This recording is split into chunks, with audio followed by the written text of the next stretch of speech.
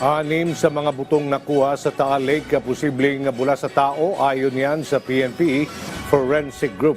Kaugnay niya, NAPOLCOM pinagsusumite ng kanilang panig ang 12 pulis na pinangalanan sa kaso ng mga missing sa Bungero. Si Ryan Lesigas sa sentro ng balita. Pinagpapaliwanag na ng National Police Commission o NAPOLCOM ang 12 pulis na pinangalanan ni alias Totoy na may kinalaman sa kaso ng missing sa Bungerosa. Ayon kay NAPOLCOM Vice Chairperson at Executive Officer Attorney Rafael Calinisan, napadalan na ng inspection, monitoring and investigation service ng summons ang mga pulis. Bibigyan daw ang mga ito ng 5 araw para magpaliwanag. Sa oras na isnabi nito ng mga pulis, agad silang sasampahan ng kasong administratibo. Pumalag ang retired Lieutenant General at mga aktibong opisyal at tauhan ng PNP sa naging pahayag ng whistleblower na si Julie Patidongan alias Totoy sa NAPOLCOM. Sa ipinadalang pahayag ni retired Lieutenant General Jonel Estomo, sinabi nito na bagamat hangad niya na makamit ng pamilya ng biktima ang katarungan, iginit nito na wala siyang kinalaman sa kaso ng mga nawawalang sabungero at sinabing dapat na manaig ang katotohanan. Sinabi pa nito na handa siyang sagutin ang mga paratang laban sa kanya sa tamang pagkakataon. Mensahe ni Estomo kay Patidongan, inihahanda na ng kanyang mga abogado ang kasong isasampa laban dito dahil sa paninira sa kanyang pangalan. Itinanggi din ng mga aktibong opisyal at tauhan ng PNP na may ranggang colonel hanggang korporal ang mga bintang ni alias Totoy. Git nila, wala silang kinalaman sa pagkawala ng mga sabongeros.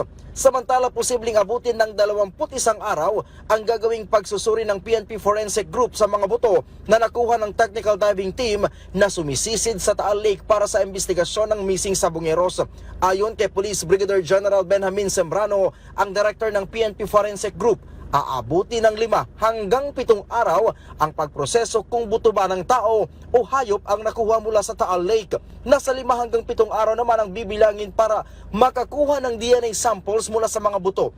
Matapos nito ay sisimulan na ng PNP Forensic Group ang tinatawag na cross-matching ng mga DNA samples na nakuha mula sa mga kaanak ng missing sabongeros na sa pagtaya ng mga eksperto ay aabutin din ng 5 hanggang 7 araw para magkaroon ng initial result. Sa ngayon ay aabot na sa 71 buto ang nasa PNP Crime Lab. Mula sa nasabing bilang, 6 na ang posibleng buto ng tao. Andun yung mga structures like the pubic bone, andun pa yung mga ischium, ilium, yung mga foramen, yung mga butas dun sa bone. So, ito yung, meron sa animals na gano'n, pero yung shape is peculiar sa humans.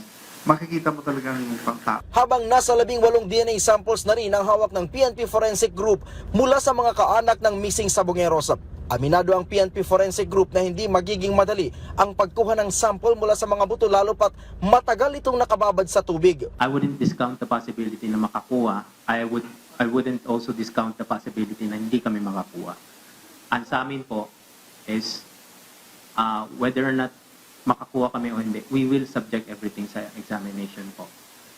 Pero ang sabi ko nga po sa inyo, ang challenge doon is nakasubmerge siya. Pero sa kabila nito, ay kanila pa rin daw tinitiyak ang integridad ng resulta sa gagawing pagsusuri sa mga buto. Ang sa amin naman po, ang ina-apply po namin are established protocols that we have done for the past many years na kahit pa paano naman po hindi po kami nadi-disqualify sa court. Ryan Lesigas para sa Pambansang TV sa Bagong Pilipinas.